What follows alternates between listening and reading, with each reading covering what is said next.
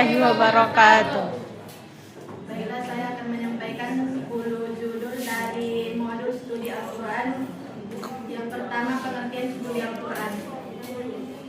Pengertian studi Al-Quran merupakan serangkaian 3 kata yang dalam bahasa Arab dikenal dengan al-mahalul ilahi Al-Quran. Adapun nama-nama lain Al-Quran, yang pertama Al-Furqan, memisahkan atau membedakan. Yang kedua Al-Zikri, peringatan. Yang ketiga Tanjil, diturunkan. Yang keempat Ar-Ruh, jiwa. Yang kedua sejarah turunnya Al-Quran. Al-Quran sebagai wahyu Allah yang diturunkan kepada Nabi Muhammad SAW melalui malaikat Jibril. Adapun hikmah diturunkannya Al-Quran secara bertahap. Yang pertama, memantapkan hati Nabi. Yang kedua, menantang dan melemahkan para penentang Al-Quran. Yang ketiga, memudahkan untuk dihafal dan dipahami Al-Quran. Judul ketiga, Asbabun Nuzul. Asbabun Nuzul adalah peristiwa atau kejadian yang menyebabkan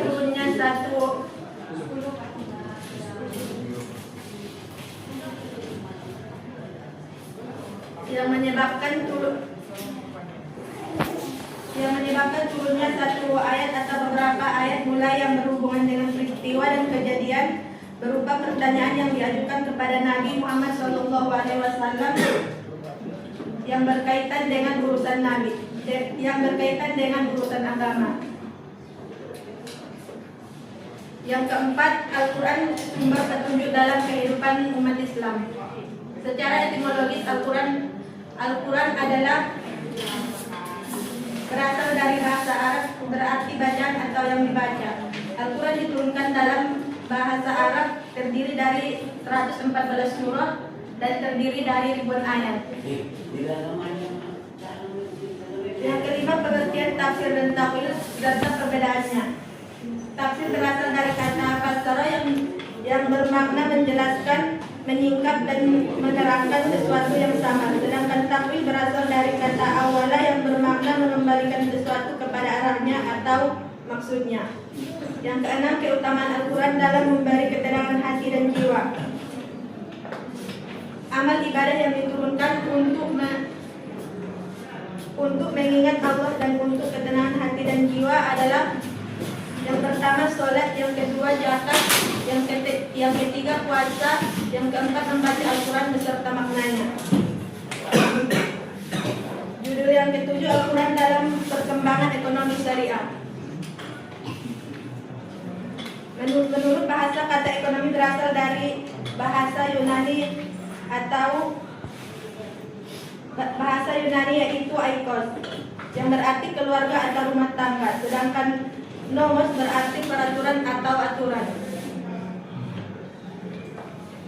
Yang selanjutnya, pentingnya keseimbangan ekonomi dan keadilan sosial dalam Al-Quran.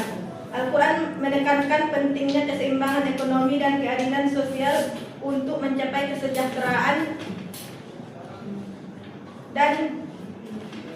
dan kemampuan dengan prinsip seperti keadilan, persaudaraan dan tanggung jawab.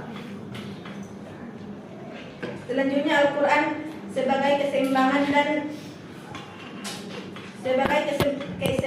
dunia dan akhirat.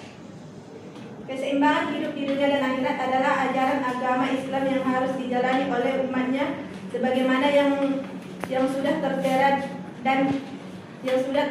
tertera dalam pedoman umat Islam, yaitu Al-Quran dan hadis.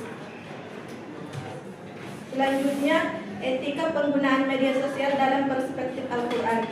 Prinsip utama etika bermedia sosial adalah: yang pertama tabayun, yang kedua menjaga lisan atau tulisan, yang ketiga larangan ghibah, yang keempat menyampaikan kebaikan dan nasihat, yang kelima menjaga ukhuwah dan persaudaraan. Selanjutnya saya kembalikan ke moderator. Buka kepada kawan-kawan siapa yang bertanya. bertanya, apa pengertian asbabun nuzul? Baik, saya akan menjawab. Asbabun nuzul adalah peristiwa atau kejadian yang menyebabkan turunnya satu ayat atau beberapa ayat mulai yang berhubungan dengan peristiwa dan kejadian, baik berupa pertanyaan atau yang diajukan kepada Nabi atau kejadian yang berkaitan dengan urusan agama.